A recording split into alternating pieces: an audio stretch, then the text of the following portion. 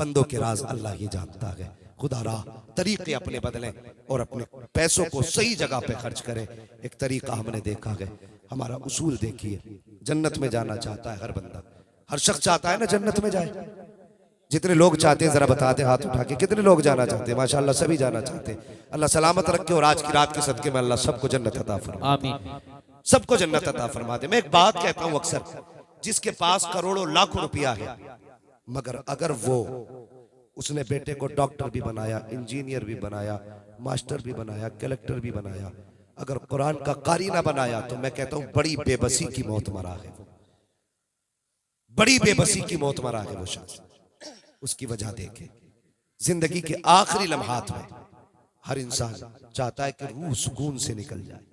बेशक हर इंसान चाहता है कि आसानी के साथ मरे, लेकिन हमने बेटों को कारी नहीं बनाया। जब सांस अटकती है ना तो कोई गिलास लेके भाग रहा है, हाफिज जी से पानी पड़वा लो।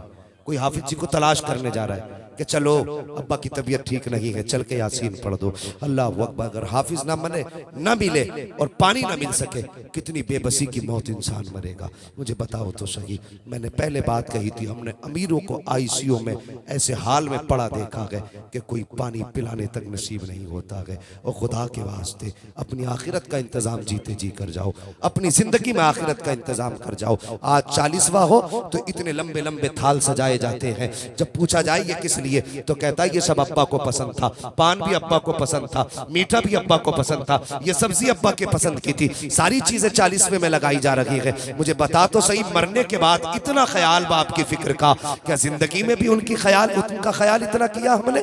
कभी ख्याल आया मेरे बाप को कौन सा फल पसंद है? कभी याद आई मेरी माँ को कौन सी चीज ज्यादा पसंद थी?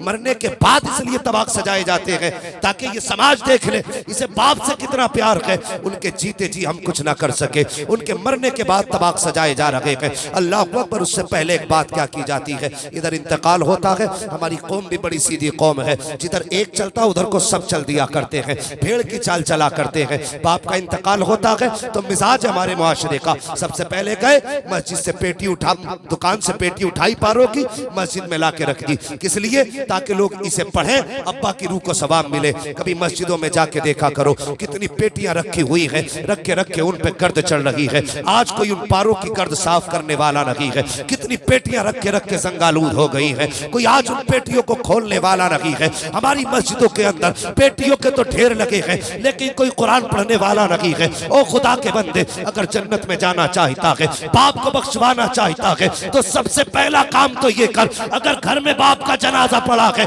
और तेरे चेहरे पे दाढ़ी नहीं है, बाप को बख्शवाना चाहता है, उसके जनाजे के आगे खड़ा हो, कहते या अल्लाह मेरा बाप कब्र में जा रहा है, मैं इसके लिए तुझे गवाह बनाकर आज ऐलान करता हूँ, जब तक जीऊंगा मुस्तफा की सुन्नत चेहरे पे सजाता रहूंगा। सुभान अल्लाह माशाअल्लाह। ये ऐलान आप कर देंगे, उस दिन खुदा की कसम तेरी दाढ़ी की बरकत से अल्लाह तेरे बाप की मगफिरत फरमाएगा। बेशक बेशक। सुभान। दूसरी बात, अगर चाहते ही हो मरने वाले को सवाब मिले तो सुनो, बाप का इंतकाल हो, दफन करें उसको या दफन से पहले जब आपको वक्त मिले, अल्लाह तौफीक दे तो कभी मदरसे जाए, मदरसे के मोहतमीम से पूछे, अगर चाहते हो ना तुम्हारा अपना जन्नत में जाए, उससे जाके पता करें कि हम मदरसे में बच्चे जो पानी पीते हैं वहां किसी फ्रिज का इंतजाम है कि नहीं।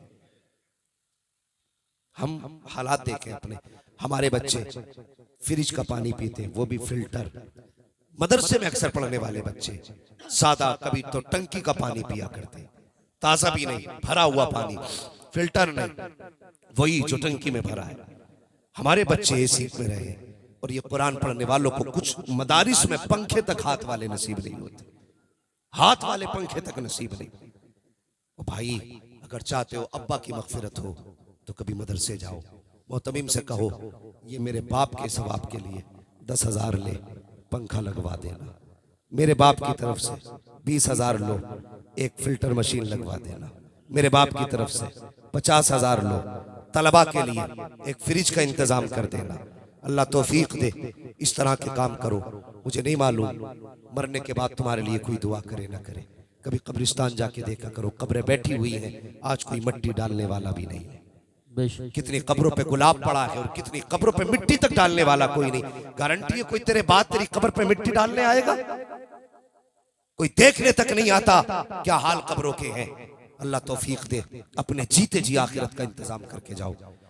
अगर इंतकाल कर गए 50 साल तक तुम्हें याद किया जाएगा, 100 साल तक याद किया जाएगा। अगर फिर याद ना भी किए गए और तुम्हारी तरफ से अगर मदरसे में एक पंखे का इंतजाम है, उसके नीचे बैठने वाला, कुरान की तिलावत करने वाला कुरान पढ़ेगा, गर्मी अपना काम करेगी, पंखा अपना काम करेगा, उसके झोंके हवा के निकलेंगे, हाफिज कुरान के बदन को ठंडा करेंगे।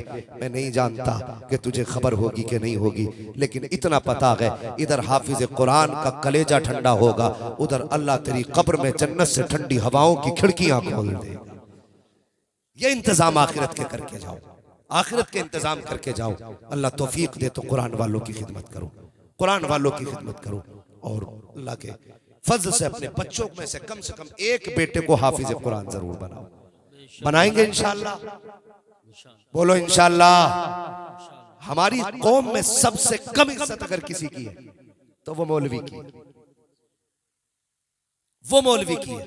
कितनी मेहनत से माँ बाप एक बच्चे को आलिम बनाते हैं। अब बच्चों की भी जिम्मेदारी है वो माँ बाप का ख्याल करें, माँ बाप का ख्याल करें, बच्चे भी, उनकी भी जिम्मेदारी है। एक बाप अपने बच्चे को पढ़ाने के लिए कौन सा जतन नहीं करता। सामने कुछ तलबा बैठे हैं, तुमसे गुजारिश करूंगा अगर माँ बाप कभी घर से चलो 150 रुपए दे, उनके पास उससे ज्यादा ना हो, वही जेब में रख लिया करो, उनकी दुआएं साथ लिया करो। अल्लाह तुम्हारे 100 रुपए में 1000 की बरकत अता फरमा दे। बेशक कभी इनसे लड़ा ना करो, कभी इनसे ना लड़ा करो। वो एक अल्लामा साहब डॉक्टर रूहुल अमीन साहब जो झारखंड साइड के रहने वाले हैं, एक दिन उनके यहाँ पे जाना हुआ, बहुत बड़े डॉक्टर हैं, तो वो अपनी दास्तान सुनाने लगे और कहने लगे कि मेरे बाप ने ना हजरत मुझे पता है कि कितनी मेहनत से मेरी फीस भरी थी। कह रहे कि 250 रुपए फीस थी मेरी उस वक्त की, मेरे बाप ने मुझे नहीं पता कहां से उधार लेकर के आए थे और मैंने कहा था अब्बा मुझे पढ़ना है। उन्होंने 250 रुपए ला करके मेरी फीस भरी और ये कहते कहते वो रोने लग गए। कहने लगे मेरे बाप ने मेरी फीस की खातिर कितने दिन फाके से काटे ये मैं जानता हूं। कह रहे गुर्बत का दौर था जब बाप ने मुझे पढ़ाया, आज खुदा ने मुझे दौलत दी है, आज मैं डॉक्टर हूं, आज मेरे पास पैसे का ठिकाना नहीं, लेकिन आज उस पैसे को इस्तेमाल करने वाला बाप नहीं है, तो मुझे ये दौलत भी अच्छी नहीं लगती है। और जवानों, अगर माँ बाप तुम्हें पढ़ाने में अपना वक्त खर्च करते हैं तो तुम्हारी जिम्मेदारी है माँ बाप की खिदमत करो। आज ये जिंदा है, इनकी कदर कर लो। बड़ी मेहनत से माँ बाप पढ़ाया करते हैं और कभी जाकर के चौराहों पे देखो, गर्मी में पसीना साफ करते तुम्हें बाप मिलेंगे, सर्दी में बगल में हाथ दिए खड़े कहीं मंडी में बाप मिलेंगे। और यार कभी कभी सर्दियों में हम रातों रात चलने वाले लोग हैं, रात के आधे हिस्से में हमने बापों को साइकिलों पे सफर करते देखा है। जिस मौसम में हम गाड़ी के शीशे खोल के नहीं चल सकते, हमने बापों को साइकिल चलाते देखा है। कभी उनसे पूछो राह रोक करके, बता तो सही इतनी सर्दी में क्यों इस रोड पे आके खड़ा हो गया है, क्या वजह है, क्या तुझे जिंदगी प्यारी नहीं है? वो कहेगा जिंदगी तो प्यारी है, लेकिन बेटे के स्कूल की फीस भरनी है, बेटे के मदरसे की फीस भरनी है, बेटे को स्कूल का ड्रेस लेके देना है, स्कूल का बस्ता लेके देना है। और तेरी तालीम की खातिर बाप ने कौन सी खाक ना छानी, तेरे लिए क्या क्या बाप ने ना किया। आज तेरी जेब पे कलम लग गया तो तू ही सब कुछ हो गया, बाप कुछ ना बना। ओ खुदा के वास्ते, अगर दुनिया और आखिरत में भलाई चाहते हो तो बाप की इज्जत कर लो। अगर बाप राजी हो गया तो खुदा की कसम मुस्तफा भी राजी हो जाएंगे, खुद खुदा भी राजी हो जाए।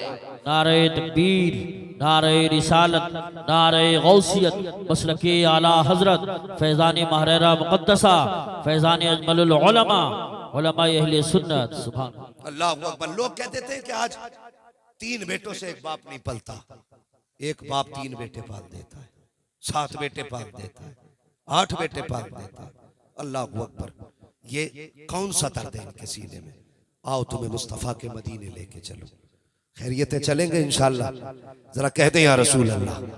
मैं बस कुछ समझाना चाहता हूँ, वाकया सुनाना मकसूद नहीं है, अंदाज़े बयां मेरा बहुत शौक नहीं है, शायद कि उतर जाए तेरे दिल में मेरी बात। हजरत अली की चौखट है, सैयदा तैयबा ताहिरा हजरत फातिमा ज़हरा है, सुबह का वक्त है, उठी घर के काम में मसरूफ हो गई, घर के काम में सफाई की, सारा काम किया, कपड़े धुल रही थी। अचानक हजरत अली आ गए। हजरत अली रज़ी अल्लाह तआला अन्हु आए, कहने लगे फातिमा, लगता है आज मेरी फातिमा की तबीयत ठीक हो गई है। क्या बात, आज अपने हाथ से सैयदा काम कर रही है? हजरत फातिमा ने कहा, अली मैंने सारा काम कर दिया, कपड़े भी सारे धुल दिए, बस आपका अमामा रह गया है। अगर हो सके तो ये अमामा भी दे दे, मैं इसको अपने हाथ से धुल दूं। हजरत अली ने वो अमामा शरीफ भी उतार के दे दिया, अमामा शरीफ दिया। हजरत फातिमा ने अमामा शरीफ भी धुला और धुलने के बाद शहजादों को लिया और गुस्ल देने लगी। गुस्ल देने के बाद जब कपड़े पहनाने की बारी आई ना, तो बाल सवारते हुए रोने लगी, माथी आंख में आंसू आ गए। हजरत अली कहने लगे, फातिमा खैर तो है? क्या बात, आज बच्चों को नहलाते हुए आंख में आंसू? सैयदा फातिमा कहने लगी, अली आज एक ख्याल ने रुला दिया। कौन सा ख्याल? फरमाने लगी, आज मुझे ख्याल आया, कल खुदा जाने मेरे बेटों का कोई चेहरा धुलेगा कि नहीं धुलेगा। कल अल्लाह जाने मेरे बेटे के बाल सवारने कोई आएगा कि नहीं आएगा। हजरत फातिमा ज़हरा ने जब इतनी बात कही, हजरत अली की आंख में आंसू आ गए। फातिमा ये ना कहो, ऐसी बातें क्यों कर रही हो? हजरत फातिमा कहती है, अली मेरा दुनिया से जाने का वक्त करीब आ गया है। कहा, ये कैसे कह दिया? कहने लगी, तहज्जुद की नमाज पढ़ के मुसल्ले पे फज्र के इंतजार में बैठी थी, आंख लगी, ख्वाब में मुस्तफ़ा आए थे। फरमाने लगे, फातिमा बहुत दिन हो गए, जुदाई तुम्हारी बर्दाश्त नहीं होती, आओ अब तुम अपने बाबा के पास आ जाओ।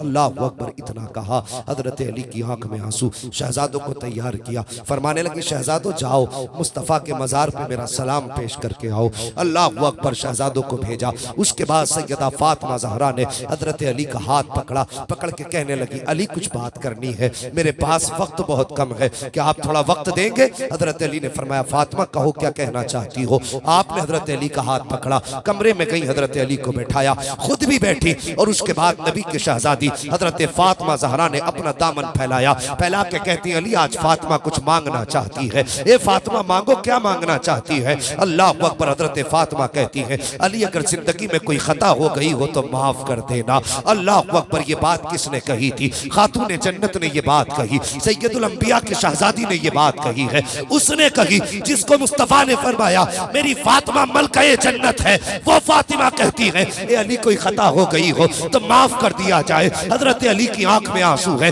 फरमाते, फातिमा किस खता की बात करती हो? पूरी जिंदगी सब्र के सांचे में गुजार दी, कौन सी खता की बात कर रही हो? हजरत फातिमा कहती है, ए अली हो सकता है तुमने मुझे कपड़े धोने का हुक्म दिया हो और उस हुक्म की तामील में मुझसे शायद ताखीर हो गई हो, इसलिए अली वो माफ कर दिया जाए। अगर कभी खाना बनाने का हुक्म दिया हो, उसमें ताखीर हो गई हो, अली माफ कर दिया जाए। हजरत अली कहते हैं, ए फातिमा मुझे अच्छी तरह याद है तुमने अपनी जिंदगी मेरे साथ इस सब्र से गुजारी कि कभी एक लुकमे का सवाल नहीं किया। तुमने पैबंद के कपड़े तो पहने लेकिन कभी लिबास का सवाल नहीं किया। ए फातिमा सारी जिंदगी मुझे तुमसे कोई शिकायत नहीं हुई है, लेकिन फातिमा मैं भी कुछ कहना चाहता हूँ। कहो अली क्या कहना चाहते हो? कहा, ए फातिमा अगर कयामत के दिन मुस्तफा के साथ खड़ी हो तो कहीं मेरी शिकायत मत कर देना। ये मत कहना मुस्तफा किसके साथ छोड़ के आए थे, उसके साथ जिसने कभी फातिमा को भरपेट खाना ना खिलाया, उसके साथ जो कभी फातिमा को